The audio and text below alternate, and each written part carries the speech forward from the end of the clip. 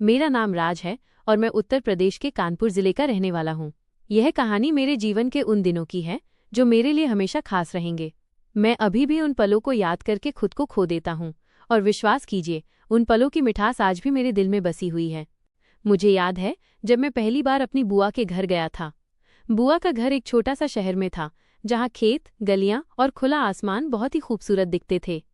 मैं वहाँ अकेले अपने परिवार के साथ गया था, लेकिन मेरी दोस्ती उस घर के सामने रहने वाली एक लड़की से हो गई। उसका नाम आंचल था। आंचल बहुत खूबसूरत थी। उसकी मुस्कान में एक अजीब सी मासूमियत थी और उसकी आंखों में कुछ ऐसा था जो किसी को भी अपनी ओर खींच ले। आंचल हमारे घर के ठीक सामने रहती थी, इसलिए हम एक दूसरे को पहले से जानते थे। वो अक्सर स्कूल जाती और मैं कभी कभी उसे रास्ते में मिल जाया करता। हमारे बीच दोस्ती धीरे धीरे बढ़ी। एक दिन दोपहर का समय था और आंचल के घर में कोई नहीं था। मैं अपने आप को रोक नहीं पाया और उसके घर चला गया। वो होमवर्क कर रही थी। जैसे ही उसने मुझे देखा, उसने मुस्कुराते हुए कहा, नमस्ते राज, आइए बैठिए। मैं एक कुर्सी पर बैठ गया। हमारी बातें शुरू हुईं, पहले हल्की फुल्की, फिर धीरे धीरे दिल की बातें। बातों बातों में मैंने उससे पूछा, तो तुम्हारा कोई बॉयफ्रेंड है? आंचल ने थोड़ी देर हिचकिचाई, फिर धीरे से कहा, नहीं, अभी तक मैंने किसी को बॉयफ्रेंड नहीं बनाया। उस दिन मेरी धड़कनें अजीब तरह से तेज हो गई थीं। कुछ और बातें हुईं और फिर मैं अपने घर लौट आया। अगले दिन दोपहर को मैंने देखा कि आंचल खेतों की ओर जा रही थी। खेतों में सरसों की फसल खड़ी थी, हरी पीली और लहराती हुई, जैसे किसी ने उसे सिर्फ हमारे लिए तैयार किया हो। मैं भी कुछ देर बाद उसके पीछे पीछे खेतों की ओर चला गया। उस दिन का दृश्य मैं कभी नहीं भूल सकता।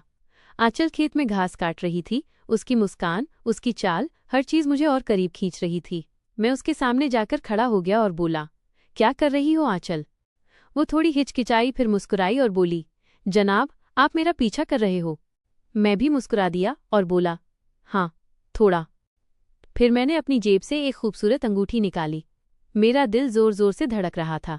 मैंने धीरे से कहा, आंचल, मैं तुमसे बहुत प्यार करता हूँ। मैंने उसे अंगूठी उसकी उंगली में पहनाई। उसकी आंखों में एक चमक थी, खुशी और शर्म का मिश्रण। उसने धीरे से कहा, मैं भी दिल ही दिल में तुम्हें चाहती थी, लेकिन कहने की हिम्मत नहीं थी। मैंने उसे गले लगा लिया।